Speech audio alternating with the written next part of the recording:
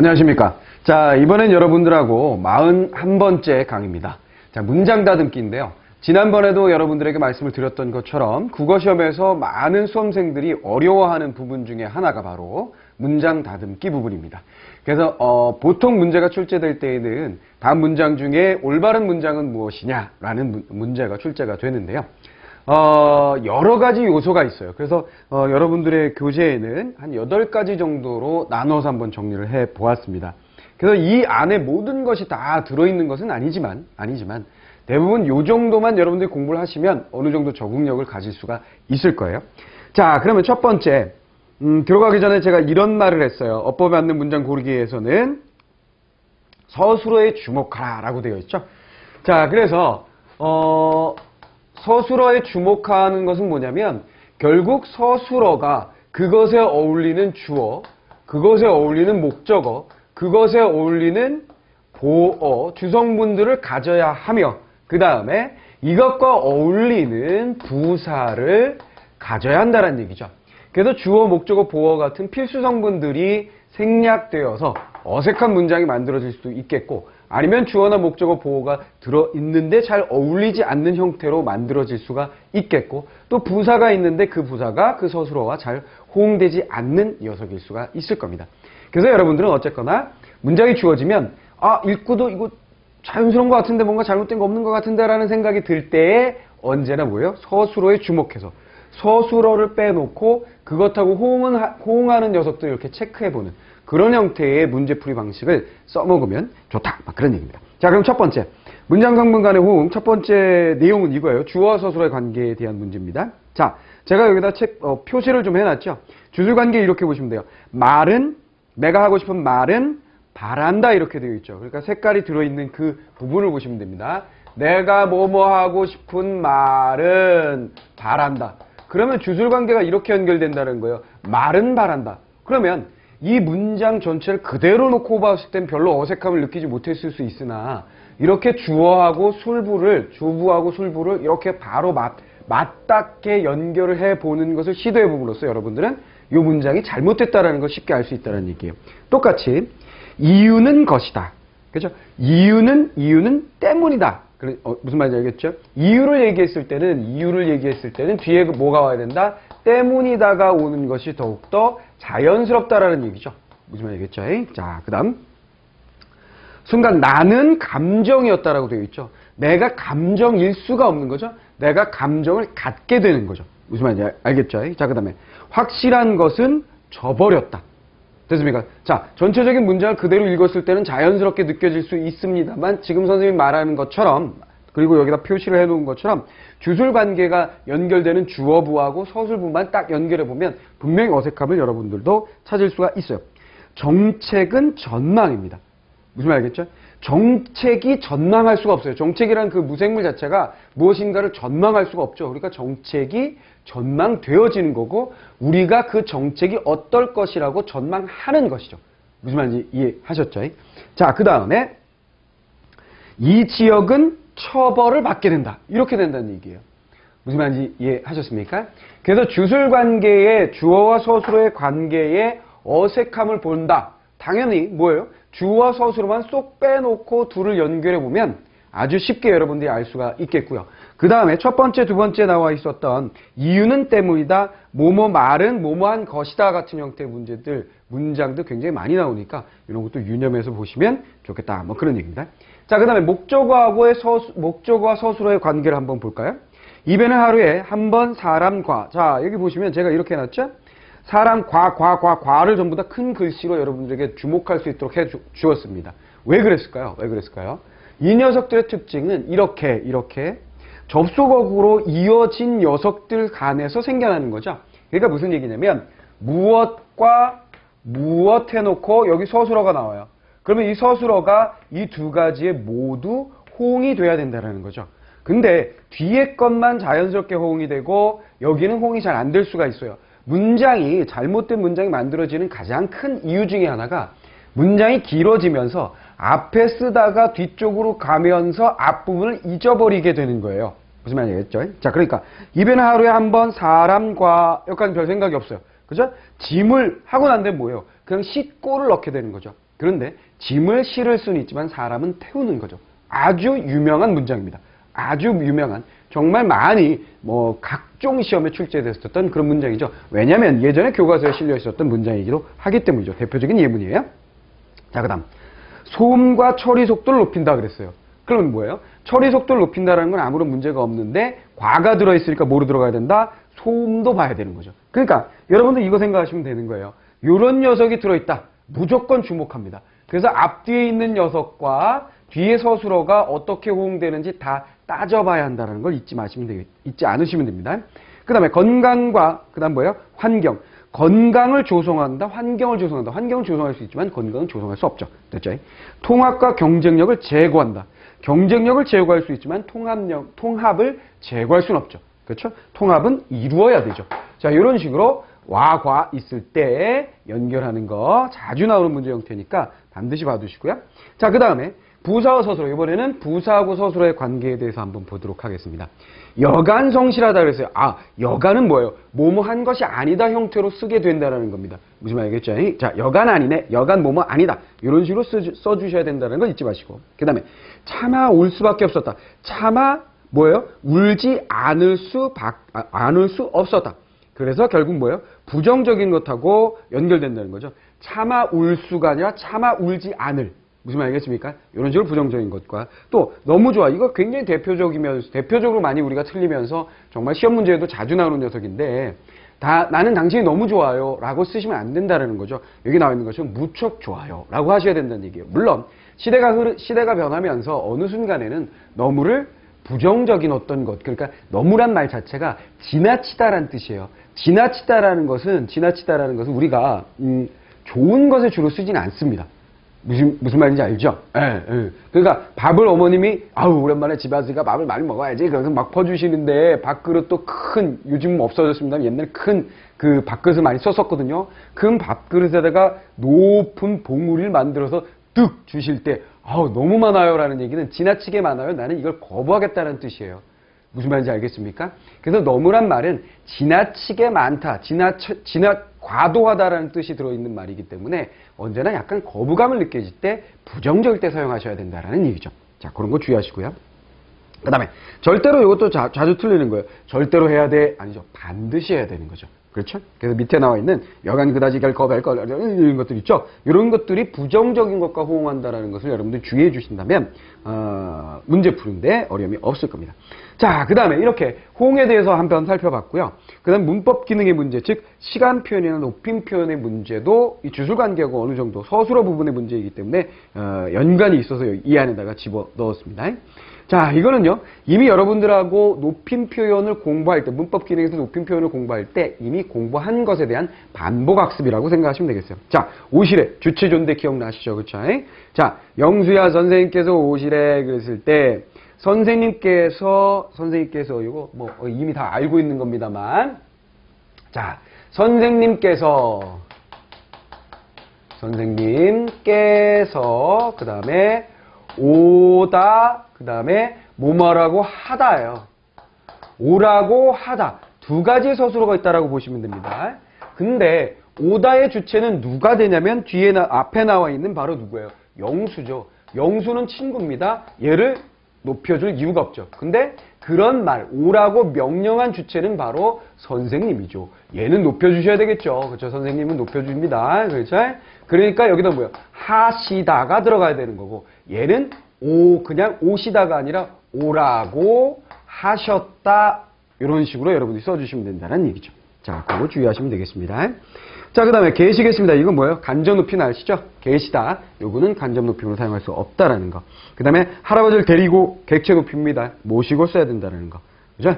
그 다음에 아버지께서 오셨습니다가 아니라 아버지께서 오셨습니다가 아니라 아버지가 왔어요. 라고 얘기를 해야 됩니다. 왜? 앞존법이라고 했습니다. 청자가 내가 이야기하는 어떤 대상, 어떤 행위의 주체보다 더 높은 존재일 때는 이런 식으로 앞존법 써야 된다는 거 잊지 마시고요. 자, 그 다음에 포기한다면 오늘의 합격은 없을 것입니다. 이번에는 이제 시제와 관련된 것인데요. 우리가 공부를 포기한다면 오늘의 합격은 없었을 것이다 그랬는데 지금 이 순간의 합격이라는 것을 위한 그 공부, 노력은 과거의 것이죠. 그렇기 때문에 포기한다면보다는 시제를 더 앞서게 만들어서 포기했다면으로 써주는 것이 더 좋겠다라는 얘기가 되겠고요. 그 다음에 기막힌, 요건 뭐예요?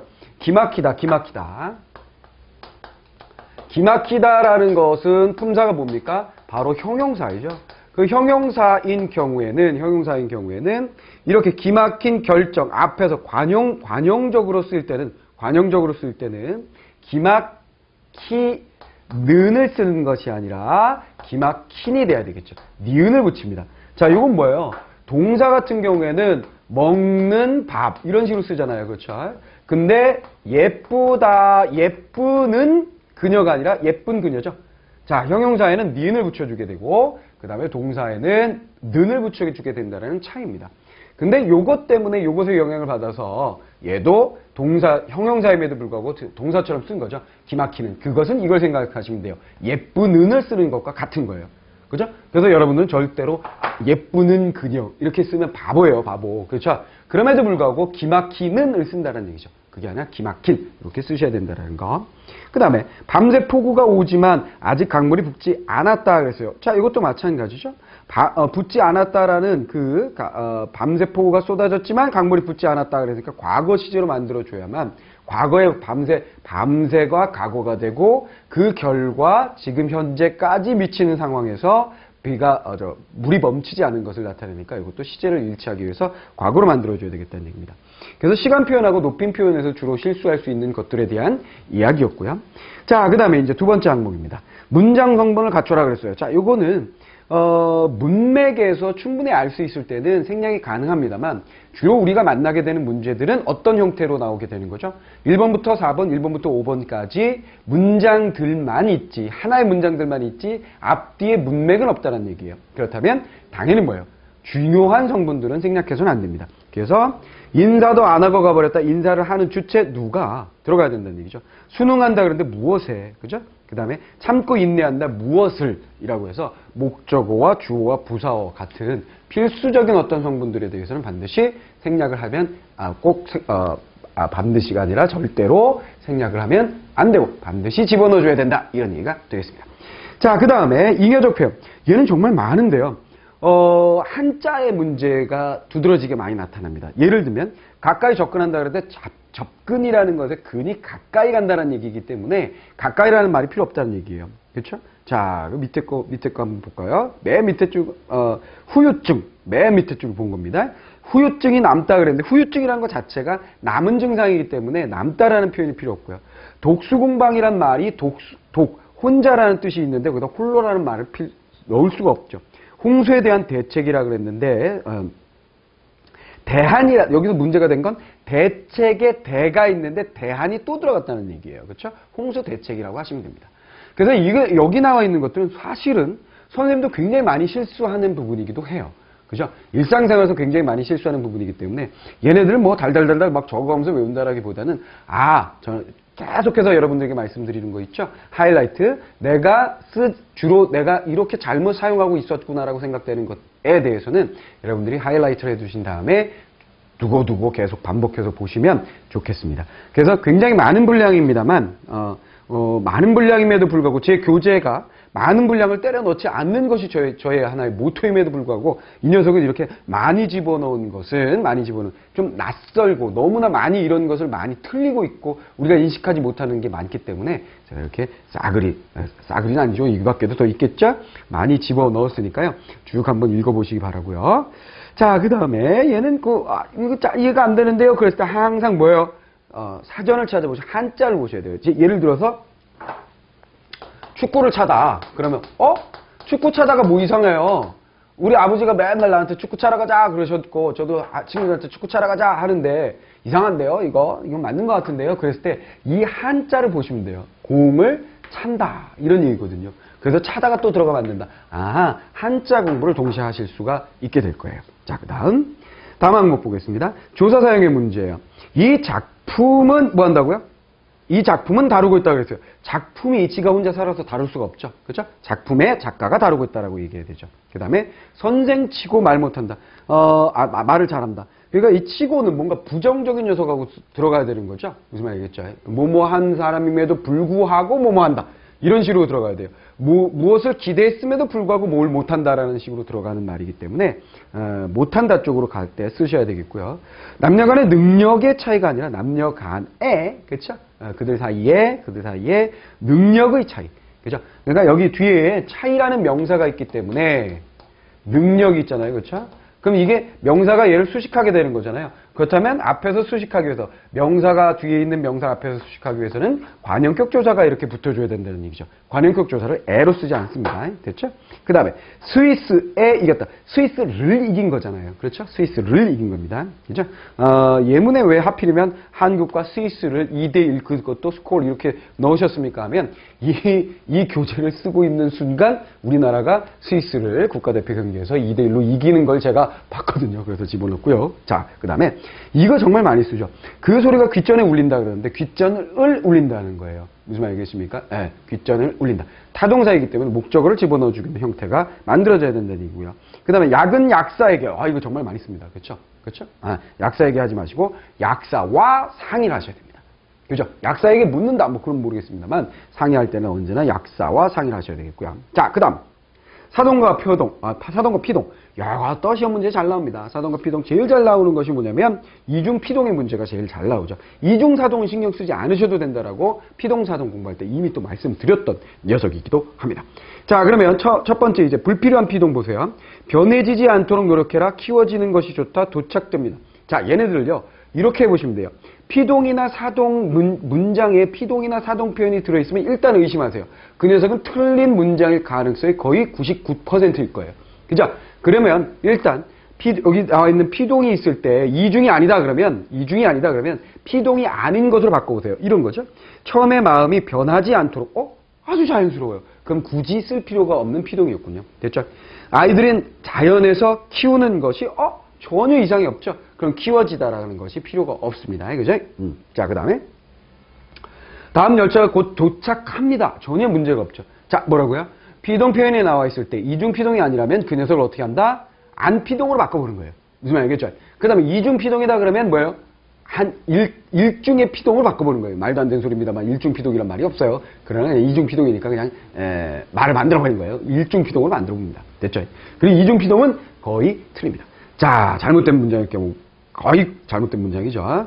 자, 그 다음에 금지시키다, 소개시키다. 이것도 사동인데 바꿔보세요. 뭐로요?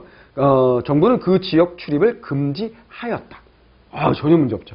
좋은 사람이 있으면 소개해줘. 전혀 문제 없죠. 자, 최근에 어떤 켜줘 뭐 이런 거 있다. 무슨 노래가 나와요. 그거 무슨 광고에 나옵니다. 그죠? 광고에서 공공연히 여러분들에게 문장을 틀리게 만들어주고 있는데요. 소개시켜줘는 절대로 안 됩니다. 소개해줘가 됩니다. 왜 그러냐면 내가 있어요. 나라는 이것도 앞에서 말씀드렸었죠. 내가 있어요. 여기 누가 있어요. 얘를 나한테 소개를 누군가가 해줬으면 좋겠어요. 그래서 다른 사람 A에게 부탁했어요. 이 사람 나에게 소개시켜줘. 그럼 또 다른 어떤 사람이 있어서 이 사람한테 야, 너 얘한테 얘를 소개해줘라라고 해서 시킴이 나와야 된다는 거예요. 말도 안 되는 소리잖아요. 너무 복잡해요. 그냥 네가 얘를 나한테 소개해줘. 이러면 되는 거거든요. 소개시켜줘는 안 됩니다. 쓸데없는 사도입니다. 자, 그 다음에 이중피동이에요. 발달되어졌다. 분석한 거 잘 보세요. 되다, 어지다, 되다, 어지다, 어지다. 무슨 말이겠죠? 얘는 분석을 잘할 수 있으셔야 됩니다. 그러니까 이런 사람들이 있어요. 이중피동인데 얘가 이중피동인지 아닌지 모르는 사람들이 있는데 그런 사람들은 어떻게 하셔야 된다고요? 분석을 잘 하셔야 된다는 걸 잊지 마시기 바랍니다. 자, 그 다음에 이건 뭐예요? 나눈다 그랬는데 인간은 여자, 남자로 주어가 인간이기 때문에 나눔을 당하는 쪽이죠. 그러니까 이건 오히려 뭐예요? 피동을 넣어줘야 됩니다. 그래서 나뉜다 라고 하셔야 되겠습니다. 신께서 인간을 남자와 여자로 나누셨다 이렇게 했을 때는 피동 표현을 쓰시지 않으셔야 되겠죠.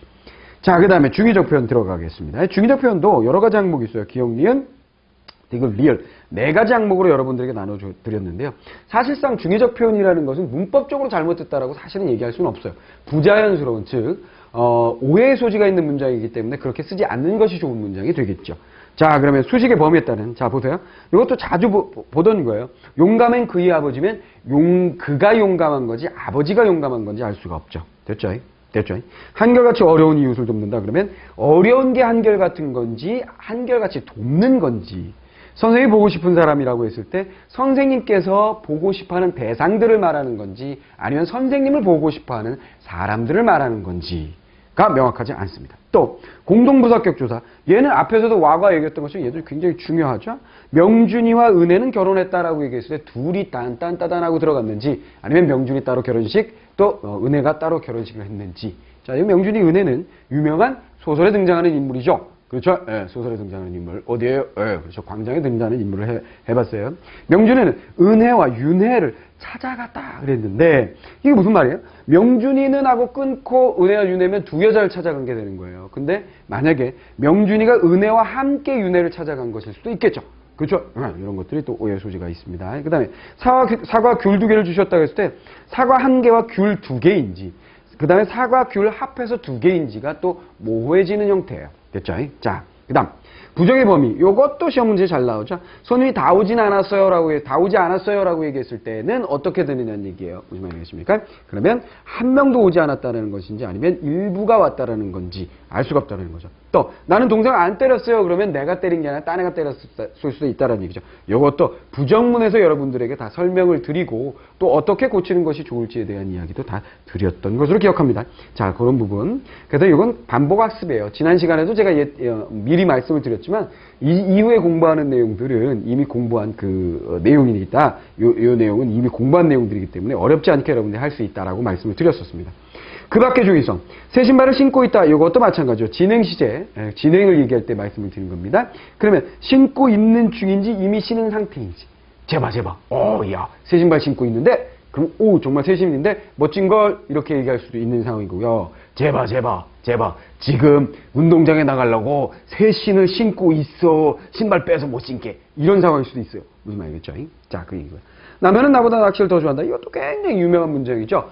예전에는 남편은 나보다 비디오를 더 좋아한다. 이런 문장이 많이 교과서에 실렸었는데 비디오를 요즘 보지 않거든요. 그래서 낚시로 바꿨고요.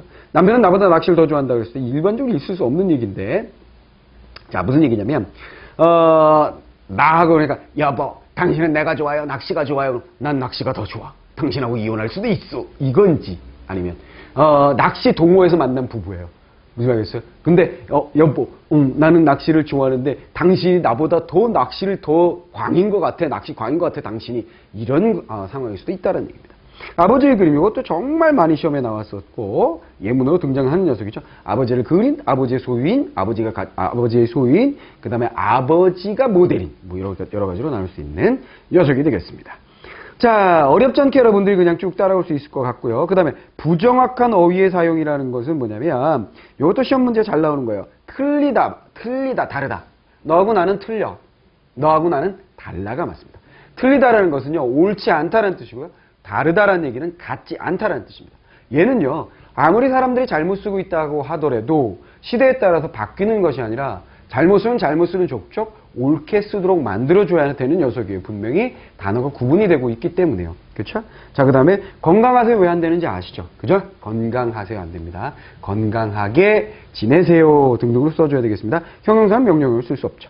자, 그 다음에 날아간다가 아니라 이것도 또 앞에서 한 겁니다. 그렇죠? 날아간다. 그죠? 그죠? 나르는 이런 거 안 된다 그랬어요. 그죠? 날아간다가 돼야 되겠고요. 나는이 돼야 되겠죠. 됐죠? 이거 활용해서 공부한 녀석들이고요. 그 다음에 껍데기 껍질. 조개 껍질 벗겨. 아니죠. 조개 껍질 벗겨. 아니고 조개 껍데기 벗겨. 이렇게 하셔야 됩니다. 그렇죠? 그럼 노래의 어떤 운율이 좀 맞지 않기 때문에 껍질 벗겨가 들어가겠습니다만 제가 한 노래가 무슨 노래인지 모르는 세대들도 있을 수도 있어요. 그죠? 자, 하루에 한 잔 이상 커피를 마시지 마라. 이렇게 말씀하시는데 그럼 뭐예요? 한 잔 이상이라는 건 한 잔을 포함하고 있잖아요. 그럼 하루 종일 커피를 절대 마시지 말라는 얘기예요. 그렇죠? 그래서 2잔 이상 마시지 마세요. 이렇게 얘기하는 거죠. 그렇죠? 자, 그 다음에 번역투의 문장 마지막입니다. 번역투의 문장도 여러 가지가 있어요. 근데 앞에서도 이미 공부했었던 건데 Good morning, 좋은 아침. 번역투의 문장이죠. 안 하시는 게 좋겠고 특히나 어른에게 좋은 아침입니다. 그건 별로 안 좋습니다. 이것도 사실은 그런 외국의 문화의 영향을 받아서 정말 일상에서 많이 사용하게 된다면 크게 뭐라고 얘기할 수 없겠습니다만 우리 문화, 우리 언어의 어떤 문화를 살린다는 입장에서는 좀 지향하는 것이 좋을 것 같고요. 그 다음에 선장과 선원들이 배의 침몰과 함께 사망하였다 그랬어요. 뭐 전치사 같은 것들 많이 이제 영어에서 with 뭐 이런 전치사가 연관된 이런 번역투의 문장들이 많거든요. 이런 거를 또 지향해야 되겠습니다. 번역투의 문장을 많이 쓰게 되는 주범이 누구냐면 대학에 계세요. 대학에 수없이 많은 교수들이 옛날에 말이죠. 뭐 한 거예요? 외국의 문장들을 자신의 어떤 이론보다는 외국의 책을 열심히 보고 그것을 소개하는 것이 그들의 모든 그런 어떤 권위인 양 이런 그런 시절이 예전에 있었죠. 그러다 보니까 일본의 책들이 베껴가지고 소개하고 영어로 된 책들이 베껴가지고 소개하고 그런 과정에서 그들의 어투를 번역 툴을 그대로 쓰는 것이 오히려 굉장히 지적인 모습인 것처럼 그렇게 이야기하는 경우가 있어요. 그러다 보니까 그런 말투와 그런 글들이 굉장히 많게 된 거죠. 그러니까 지식인들의 잘못이라고 볼 수가 있겠는데요. 제가 대학 다닐 때도 한 교수님이 국어국문학교 교수님에도 불구하고 정말 번역 툴을 수업 시간에 많이 사용하시고 그분의 책에 보면 정말 많이 들어있었어요. 딱히 제가 뭐라고 말할 수도 없고 그랬었죠. 자, 선장과 그 다음에 9시에 회의를 갖자. have를 쓰는 거죠. have, meet 뭐 이렇게 해가지고 영어를 잘 몰라요. 그래서 have를 쓰니까 그 have를 그대로 가져와서 같다라는 표현을 쓴 거죠. 아무리 강조해도 지나치지 않다 뭐 투투용법인가요? 뭐 그런 거 있잖아요. 그죠? 자, 그 다음에 선각제 다름 아니다. 뭐 이런 거요. 이거 정말 예전에 교수님 중에 한 분이 이거 정말 많이 쓰셨던 분이 있었어요. 그죠? 자, 그 다음에 그 작품은 이런 값에 주목에 값한다. 이거 다 안 좋다는 얘기예요. 이게 어색하다는 얘기죠. 그러니까 우리 문장의 특징이 이렇게 생각하시면 돼요. 굉장히 간결하고 깔끔하다. 전 세계에 많은 언어들이 있는데 우리말의 발음도 역시 마찬가지죠. 발음하기 어려운 굉장히 지저분한 긁고 세고 이런 발음들 없어요. 굉장히 딱 끊어지고 깔끔한 발음이에요. 또 우리 주변에 있는 나라에 있는 발음들처럼 뭐 중국 발음처럼 이렇게 늘어지는 것도 없고, 그죠? 일본 발음처럼 받침이 없어가지고 외국말을 하는 받침이 없어가지고 맥도날드가 아니라 마그도나르도 막 이렇게 해야 되는 그런 발음도 아니에요. 그래서 우리나라의 발음은 우리나라 말 자체의 그 발음이나 우리나라의 문장의 어떤 형태나 이런 것들은 굉장히 깔끔한 형태입니다. 근데 외국의 잘못된 그런 좀 너저분한 문장 형태라든가 그런 발음들을 흉내내는 것이 있어서는 당연히 안 되겠다는 의미에서 이 형태의 문제는 자주 출제되고 있어요. 그래서 문장 다듬기에서는 지금 여기에 예로 들어드린 것들이 주로 출제되는 것들이 대부분의 이해가 다 거의 들어있을 거예요. 그래서 일단은 가장 중요한 것은 일단 서술어를 중심으로 해서 그것과 호응하는 녀석들을 보아야 한다는 것과 그 다음 완화, 괄호 연결된 것들이 어떻게 뒤에 서술어에 두 개, 세 개가 동시에 받아진다는 것을 생각하는 부분. 알겠죠? 그 다음에 한자 공부 열심히 하셔야 된다는 거. 한자를 잘 보셔서 반복되는 게 있는지를 보셔야 된다는 거. 그 다음에 문법적인 거죠. 그 다음 비동사동, 그 다음에 현재 시제 부분, 그 다음에 높임 표현. 이런 것들에 대해서 공부가 잘 되어 있을 때에 잘못된 문장을 충분히 찾아낼 수 있다라는 거. 그 다음에 우리 이 단어들의 쓰임, 그렇죠? 옳은 단어들의 쓰임, 옳지 못한 단어들이 틀리다, 다르다 이런 것들의 단어들에 대해서 우리가 사전을 참고해 가면서 올바른 쓰임을 할 수 있도록 만들어 주셔야 되겠다는 거죠. 그래서 얘는요, 일상생활하고도 굉장히 밀접한 연관을 가지고 있는 것이기 때문에 이 책을 두시고 계속해서 반복해 보시고, 그러니까 여러분들이 직장생활을 하시게 되더라도 이 책은 반드시 책꽂이에 꽂아 놓으시고 계속해서 반복해서 보셨으면 좋겠습니다. 얘하고 국어사전 두 개는 선생님의 책과 국어사전 두 개는 여러분들이 죽는 그날까지 몸에 지녀야 할 책이다. 뭐 교회 다니시는 분은 성경책도 지니시면 되겠고요. 자, 이렇게 해서 제가 문장을 쭉 했고요. 이 문장들을 제가 싸그리 뒤에다가 정리 노트 만들기에다 넣어드렸어요. 그러면 뭐 복잡하게 생각하지 마시고 이게 틀렸구나 하면서 끄적끄적 이렇게 틀린 부분들을 이렇게 한번 정리를 해보시면서 다시 또 이거 뭐가 잘못됐지 하면 다시 돌아가 확인해 보시고 그러시고 난 다음에 문제풀이로 들어오시면 되겠습니다. 이제 문제풀이 들어가겠습니다.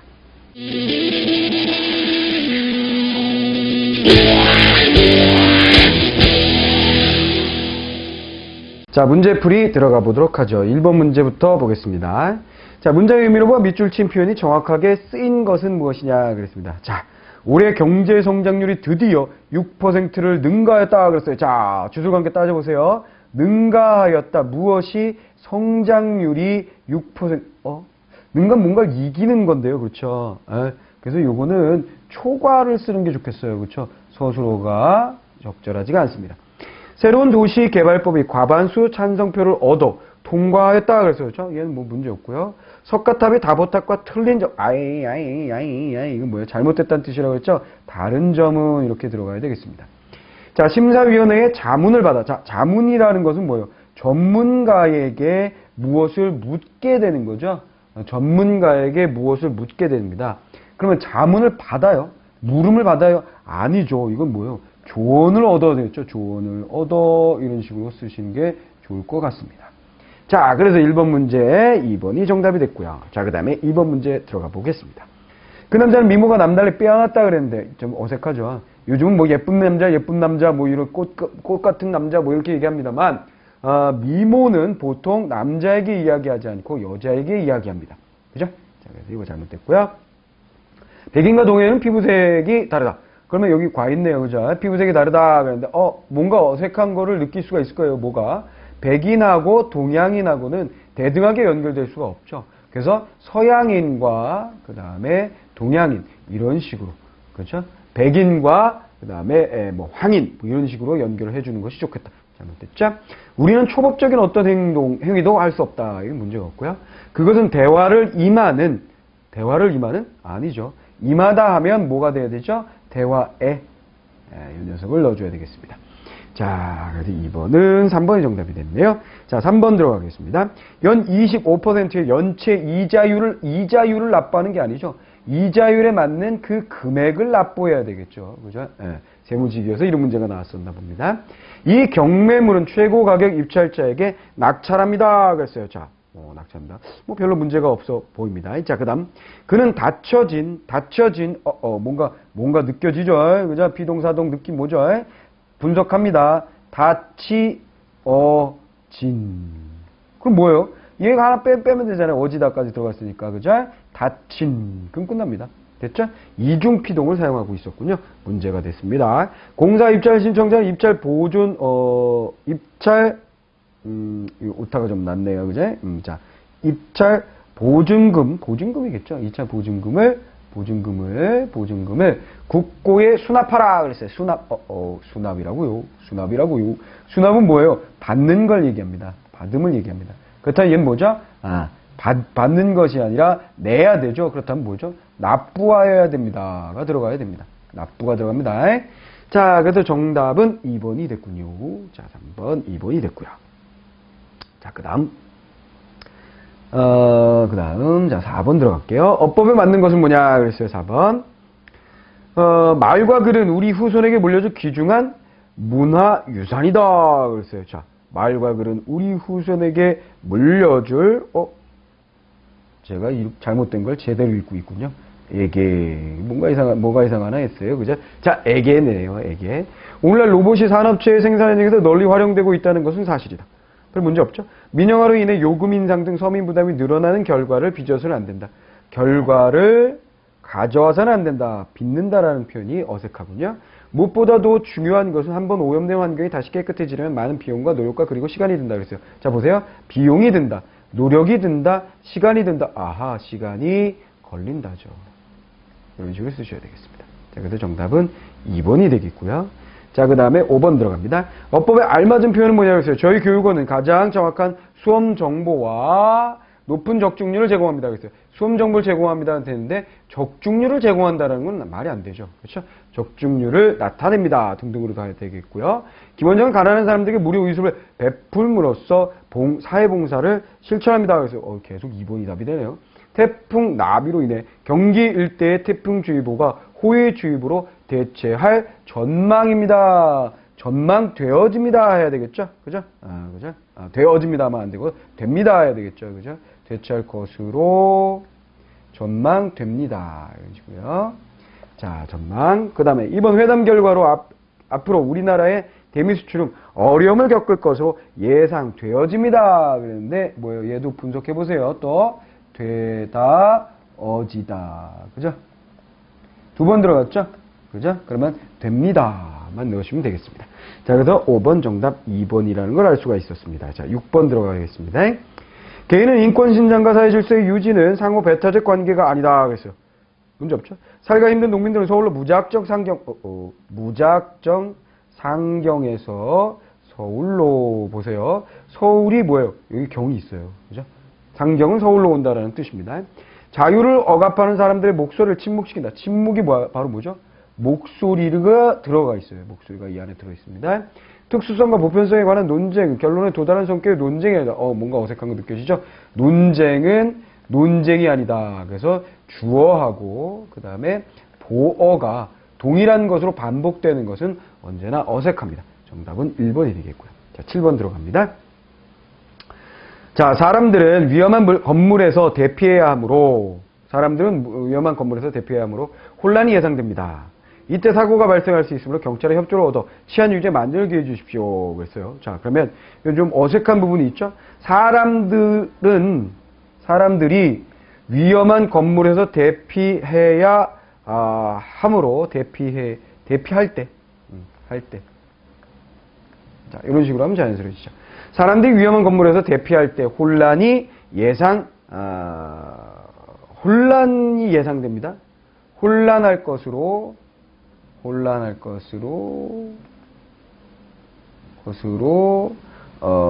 예상합니다. 이 정도로 고치면 되겠네요. 그죠? 자, 이렇게 하는 것이 좀 더 자연스럽습니다. 그죠? 자, 얘를 없애놓고 보면 이래요. 사람들은 혼란이 예상됩니다. 이렇게 되거든요. 그죠?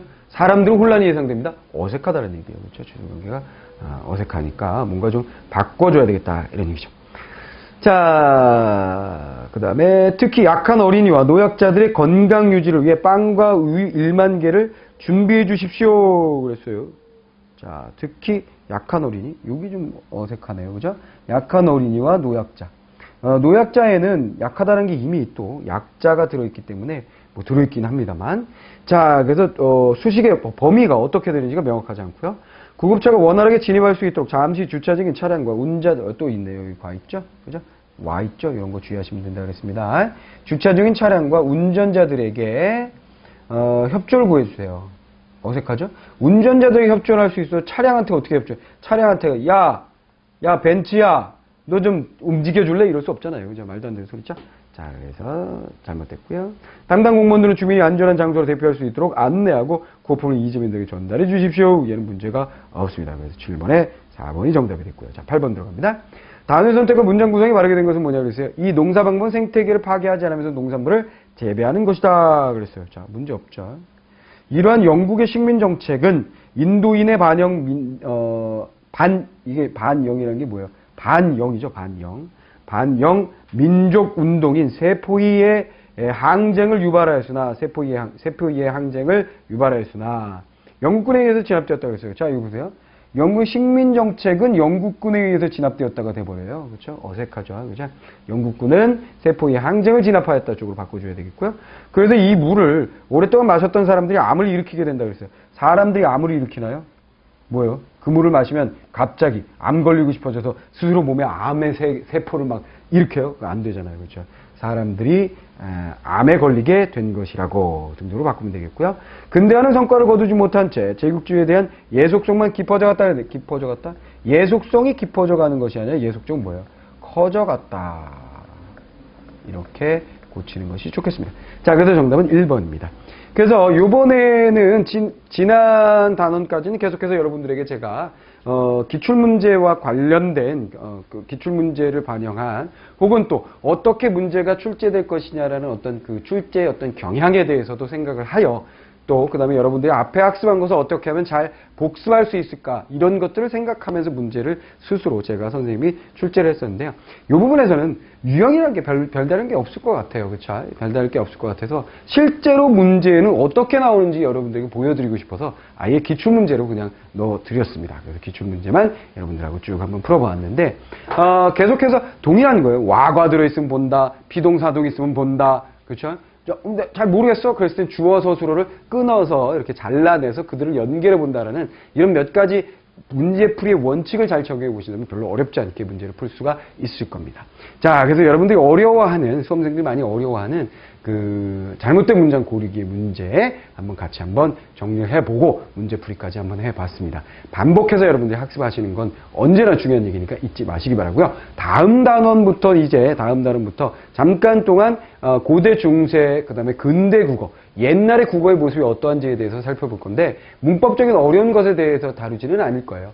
중요한 그냥 문제로 출제될 수 있는 그런 지문들을 해석하는 것 정도, 몇 가지 특징들만 짚어보는 정도로 간략하게 3개의 단원에 걸쳐서 여러분들하고 정리를 해볼 것입니다. 자, 그러면 이제 앞부분에 정리한 것들 다 다시 한번 잘 정리해 주시고요. 다음 시간에 또 뵙도록 하죠. 수고하셨습니다.